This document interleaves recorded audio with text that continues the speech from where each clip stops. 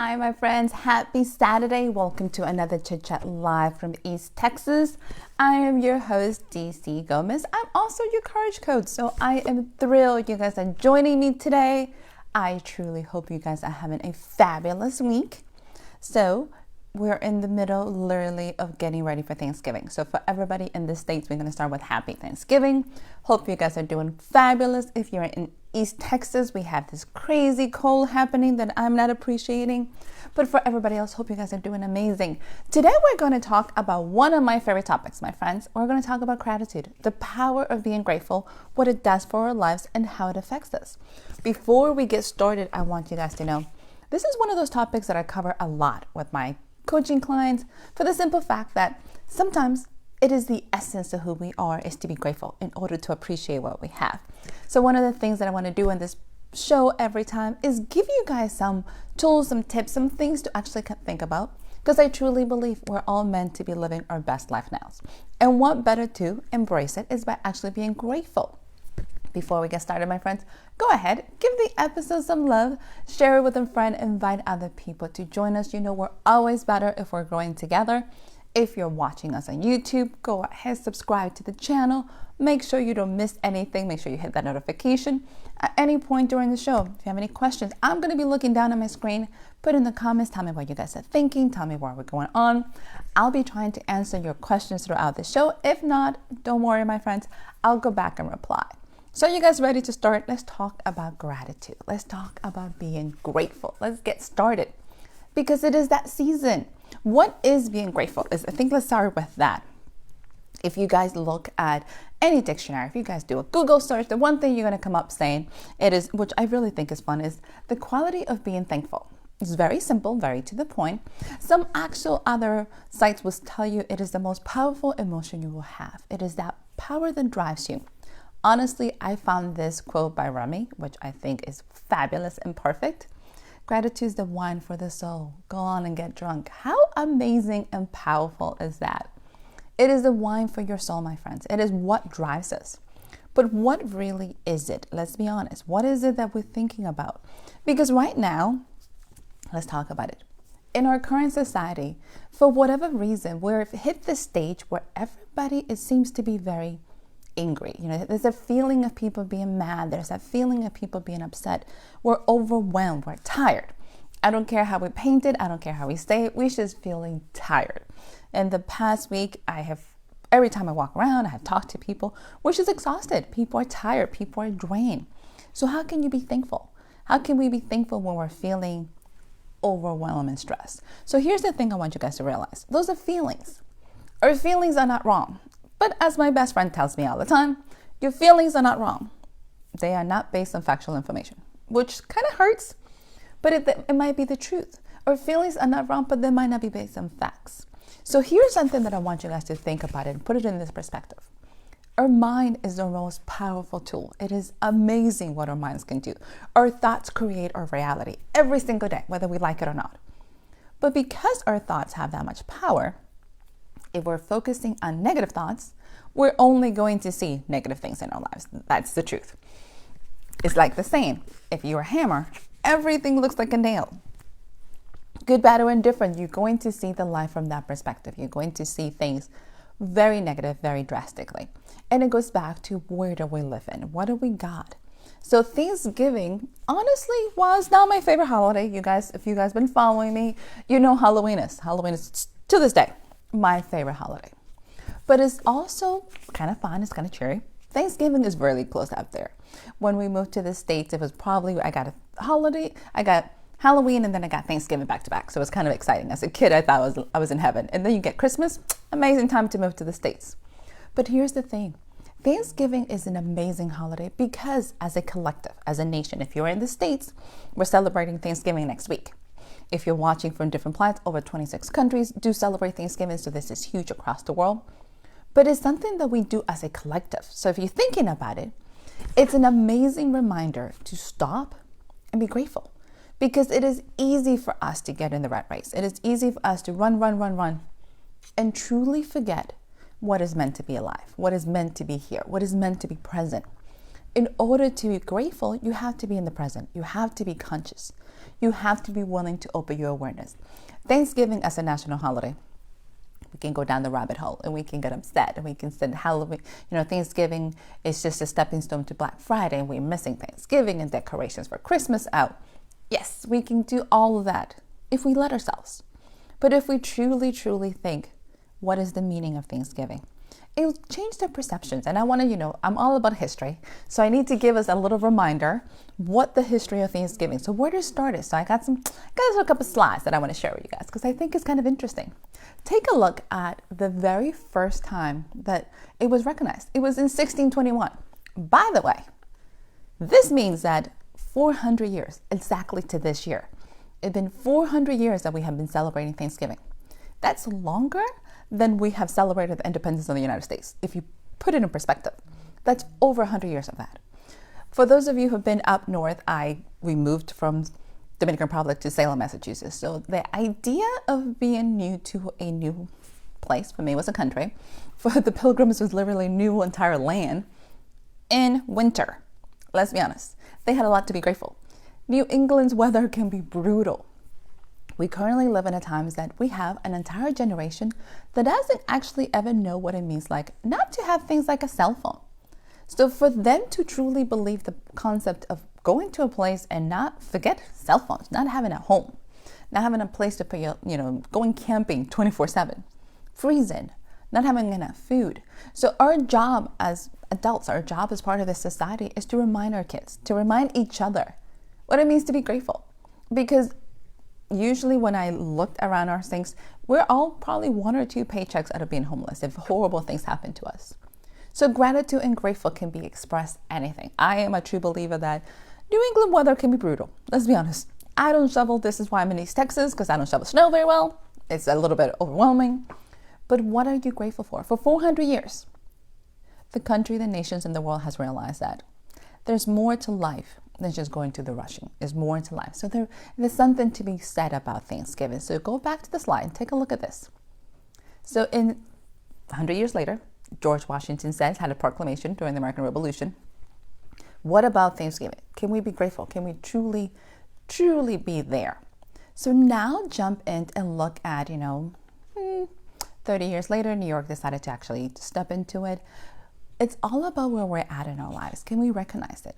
So the idea that gratitude is a powerful thing, even in the middle of wars, even in the middle of turmoils, how do we balance ourselves? How do we actually live in the moment? Sometimes when people get a little confused, it says, be grateful where you're at. That doesn't mean you have to settle. That's not what I'm ever talking about. Gratitude is not about settling. It's not about going, this is as good as it's going to get. That's not gratitude. That's settling. That's being complacent. That's not what we're talking about. Gratitude is about being in the moment and thankful for what you have. Even if your dreams are meant to be bigger, which I truly hope. This is all about being bigger and greater, and that's okay. But in order to move to the next step in your life, you have to accept where you're at. You have to be comfortable where you're at, and you truly have to look at it from the perspective that is meant to lead you in the right direction. If you're too busy trying to compare yourself to somebody else, you're looking at what other people have. And let's be honest, if you're in the arts, if you are a writer, if you are an artist, that is a very easy thing to do. Let's just put it out there. We're looking at a world through social media. One of my good friends told me a story that her sister got off social media. And I thought, that's great. And she said for the first month, she was great. It was lovely. She sent a message to all of her friends. This is where things get a little tricky. And told her, I'm getting off Facebook. I'm tired. It's overwhelming. It's too much. Her friends honestly were confused. They're like, really? Why? Here's the weird part is, she says, after the first month of resetting herself, after the first month of getting back into her groove, she was very lonely. Because unless she texted people, unless she communicated, unless she called, she wasn't in touch with that. So we have become very accustomed with this world, which is not a bad thing. It's not right or wrong. So please don't try to put categories because we always look for boxes. This is not about right or wrong.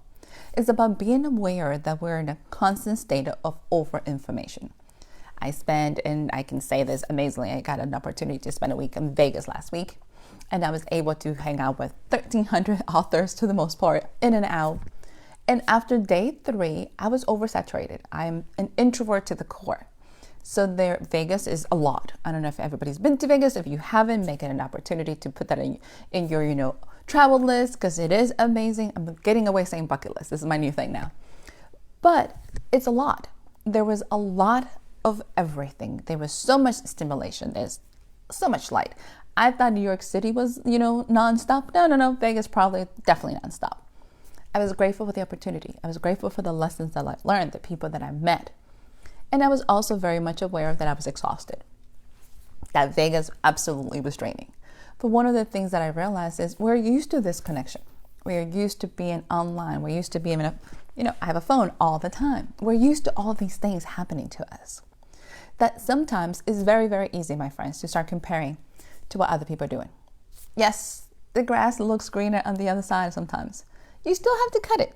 That's the part we tend to forget. So gratitude and grateful comes to being present, being in the moment, being part of what you have and being able to enjoy it. So let's go back to our tradition. So 400 years ago was the very first time they celebrated it. They actually recognized it. So jump forth and look at 1863. So Washington made a proclamation, Lincoln made a proclamation, and they were both through horrible history times. You're looking at the American Revolution, then you're looking at the Civil War. And yet it was still that essence. It is that essence that as humanity, we have to be grateful for something, that we have to be thankful, that we have to be thankful to be present. So both of those major times in our history, especially in the United States, both of those people made a huge statement to kind of drive that, to bring us back to the reality. So now if you fast forward, 1941, and as you can tell, the Great Depression, very close to World War II, you have these things.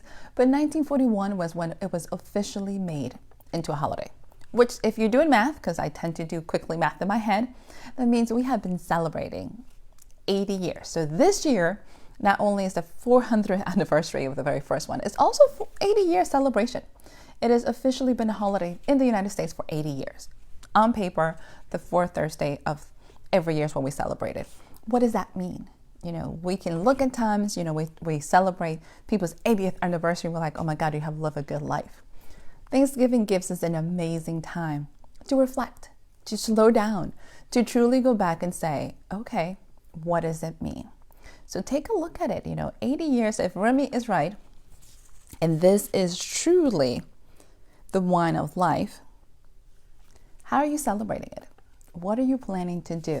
So as I walked around town trying to do 500 errands, it kind of snuck up on people. Everybody around, at least in East Texas, are going, oh my God, that's next week. What are we going to do?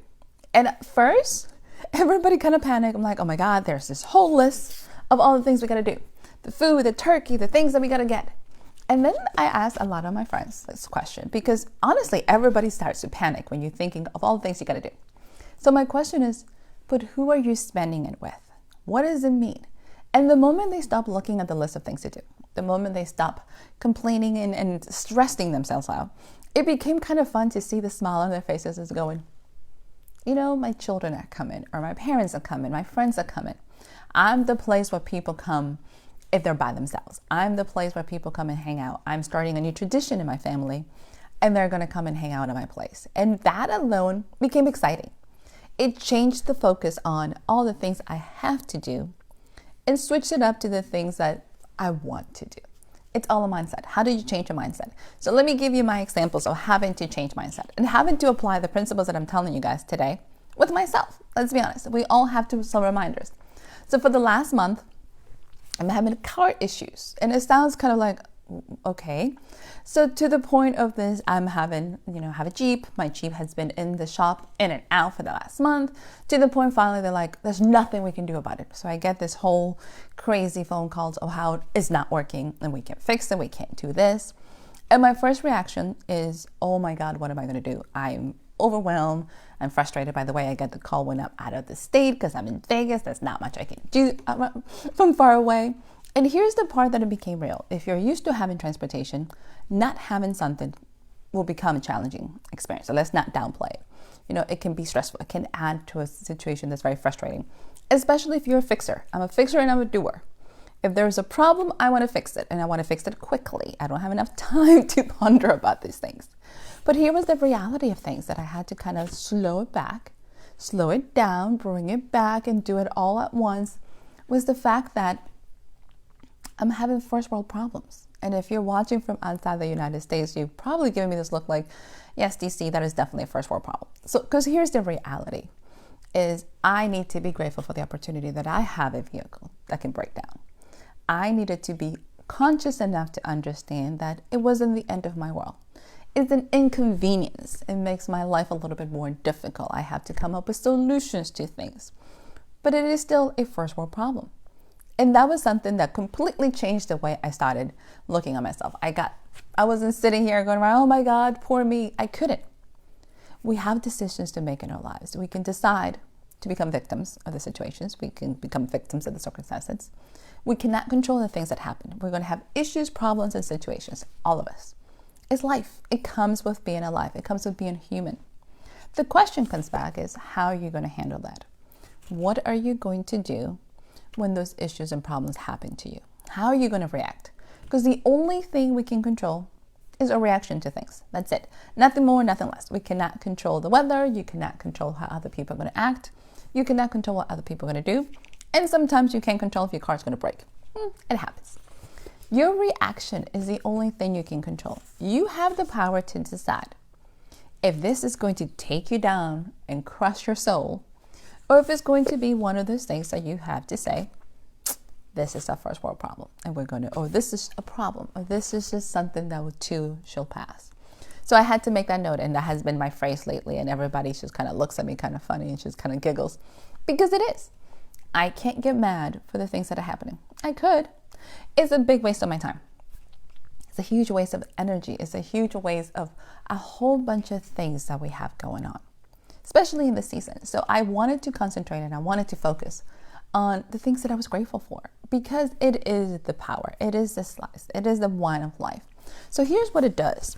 When you're changing the way you look at things, when you change the way you focus on your life, your mindset changes. You're resetting your brainwaves. You're focusing on the things that you can control, because that's huge. I can only focus on the things that I can control and that I have influence. Focusing on everything else just becomes very frustrating because you're feeling very hopeless. If you spend a lot of time and energy focusing on things that you have no control, you truly have a sense of feeling like a victim, because you're going to sit there and focus, oh my God, all these things are falling apart around me. What am I supposed to do? Switch your perspective. And at times for some people, honestly, this sounds a little selfish. So this is really hard because I'm asking you to focus on yourself. I'm truly asking you to focus on your happiness.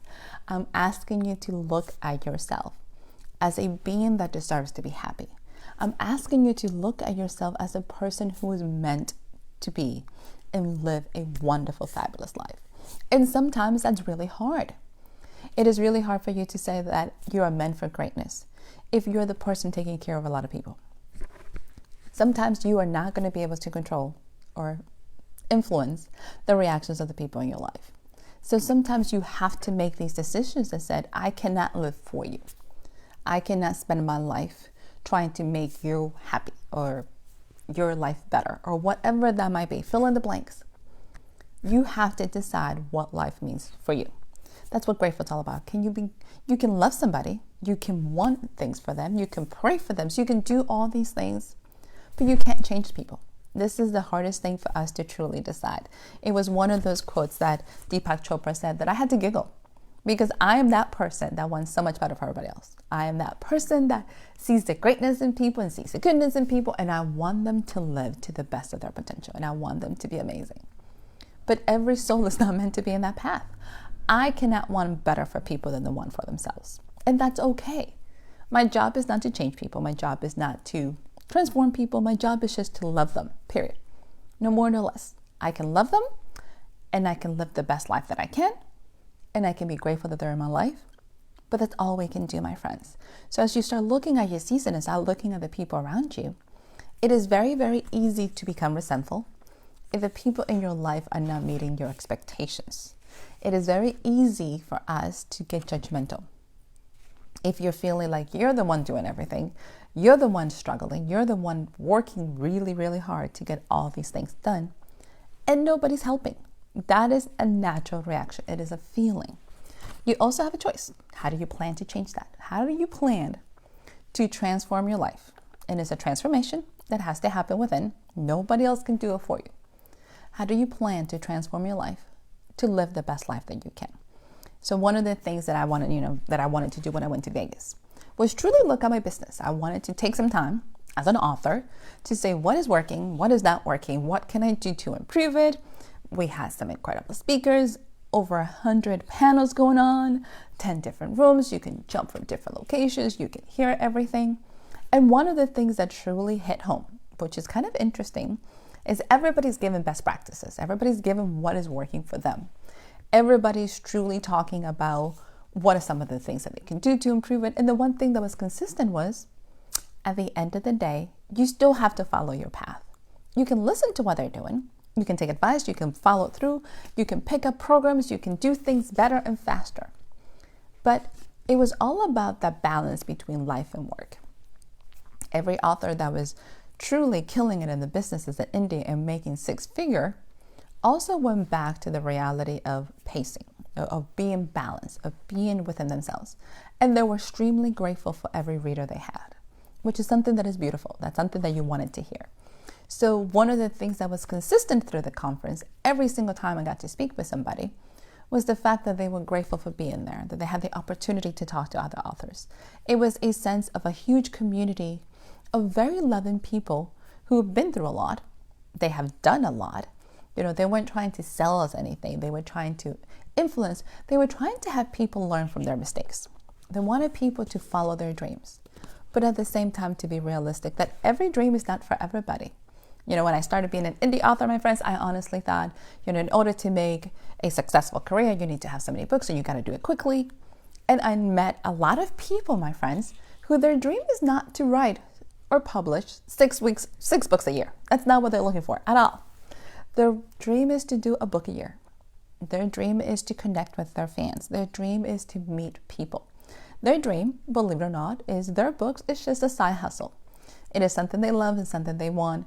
They're not interested in being full-time authors, which was very, very interesting to me, because if you're looking online and you're following the author community, or if you're following an artist community, it always feels like everybody's trying to do this full-time and they're just going to quit everything they're doing to do this.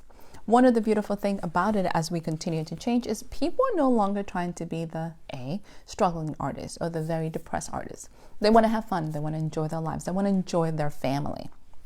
So this convention made it very clear that we're all in different paths. My passion, my life, my goals are not going to be the same for other people. I still have to enjoy my passion and be okay that it's not the same. Sometimes as we get ready, as we transition, as we move, we're comparing ourselves. That's that comparison. And if you're an artist, you're in the arts, or even a business, we get that imposter syndrome. We're looking out the window, we're going, maybe I'm not as good as those people. Or you start comparing on the opportunities other people have that they're not for you. So Eckhart Tolle says, and if you know, I am in love with his teaching, and he teaches the power of now. So if you haven't picked up that book, you should. Eckhart Tolle quotes all the time, you're exactly where you're supposed to be in the point in your life, because this is the actual experience you're living. Life is an experience. The good and the bad is what makes our life perfect. Because in order to appreciate the beautiful things coming, in order to appreciate the things that you have, to be grateful for what you have, we do have this negative experience. It is the yin and the yang. It is that balance that we need in order to truly see our life for what they are. Amazing and beautiful. It is an amazing and beautiful experience to be here. It is an amazing and beautiful experience to, have some Jeep issues, because, hey, it makes me appreciate it when I have it, and it's funny. It is all what we look at it. It's all that perspective. So grateful and gratitude is a powerful emotion that we have to cultivate. It's not going to come natural. As sad as it sounds, it's not. We're not always destined and predestined to actually just look at the beautiful things, especially nowadays. With everything happening, with all the madness, with the things that are in our face that we didn't have 20 years ago. We didn't have every world disaster broadcast 24/7 in our face. So now it's something that we have to do consciously.